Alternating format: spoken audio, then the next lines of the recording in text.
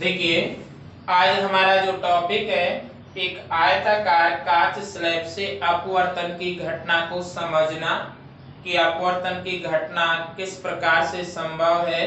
अर्थात एक माध्यम से दूसरे माध्यम में जब प्रकाश की किरण प्रवेश करती है तो दोनों माध्यमों को अलग करने वाली सतह पर से अपने मूल पथ से विचलित हो जाती है।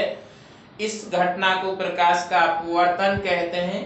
और जब प्रकाश की किरण एक सघन माध्यम से विरल में प्रवेश करती है तो अभिलंब से दूर हट जाती है, और जब विरल माध्यम से सघन माध्यम में प्रवेश करती है तो अभिलंब की तरफ झुक जाती है। ये पूरी की पूरी घटना किस प्रकार कंडक्ट होगी उसे आप देखिए।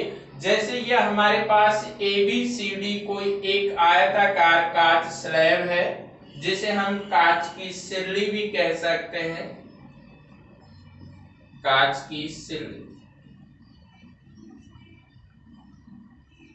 या आयताकार कांच स्लैब, या हमारी बिल्कुल सिंपल भाषा में हम कह सकते हैं कि आयत के रूप में एक कांच का टुकड़ा लेंगे। ये आपका कोई सोर्स होगा प्रकाश का, जहां से प्रकाश की यह आपतित किरण आएगी।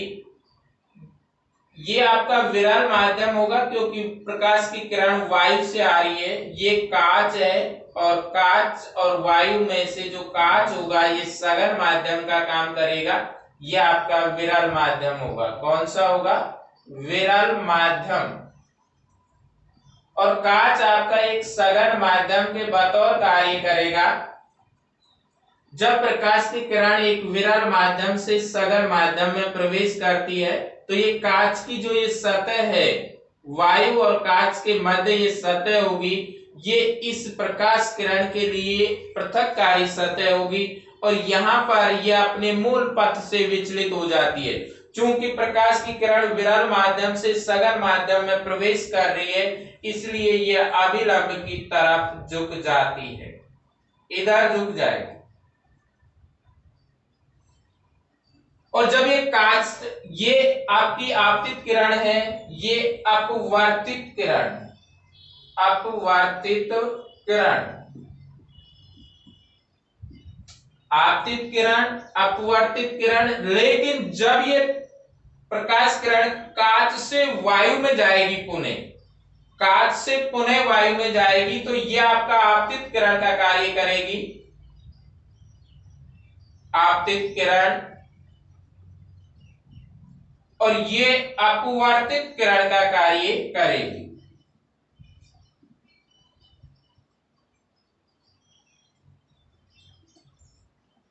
आपतित किरण और अपवर्तित किरण का कार्य करेगी।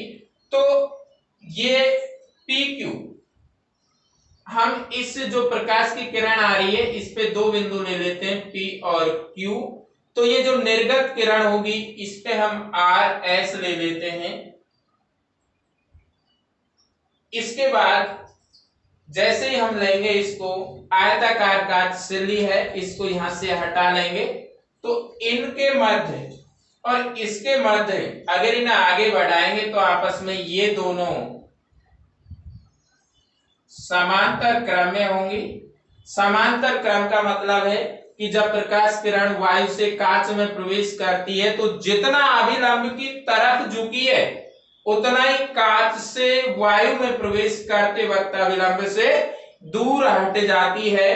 तो इस तरीके से हमारा जो आयताकार का स्लैब है, इससे अपवर्तन घटना को हम आसानी से समझ सकते हैं। और यदि ये 90 डिग्री के कोण पर आपतित होती है प्रकाश की किरण, तो आपकी अपवर्तित किरण भी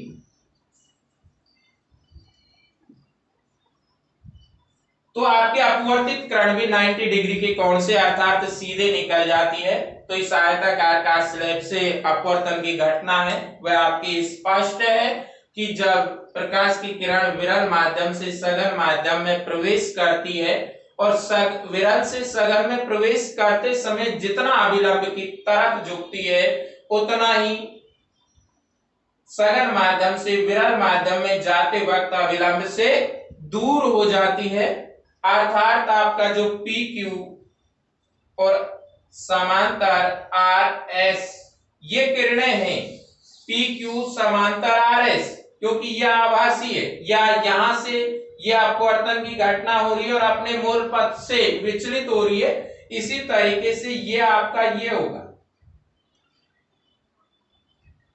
इस किरण का मूल पथ ये होगा, इस किरण का मूल पथ ये होगा। यदि इन दोनों किरणों को आगे बढ़ा दिया जाए, पी क्यू समांतर अगर आर एस आ जाए, जैसा कि हमने चित्र में बताया गया है, जैसे ये प्रकाश का सोर्स होगा, यहाँ पर हमने दो बिंदु अंकित कर लिए पी क्यू, जहां पर हम आलपिन ले लेंगे, गाड़ देंगे ताकि हमें पता रहे। इसी तरीके से जो निर्गत किरण है, इस पर दो बिंदु आर एस ले लेंगे, वहां पर भी हम आलपिन लगा देंगे। इसके बाद जब हम इसे हटाएंगे तो इसे आगे बढ़ाएंगे। अगर ये दोनों समांतर आती हैं तो इसका मतलब स्पष्ट है कि जब प्रकाश किरण विरल माध्यम से सघन माध्यम में प्रवेश करते वक्त जितना अभिलंब की तरफ झुकती है, उतना ही सघन माध्यम से विरल माध्यम में जाते वक्त अभिलंब से दूर हट जाती है। और यदि कोई प्रकाश की किरण, यदि आपतित प्रकाश किरण 90 डिग्री के कोण पर या दूसरी भाषा में एक सीधी प्रकाश से गुजारते हैं, तो निर्गत यानी अपवर्तित किरण भी सीधी दिशा में ही गमन करेगी।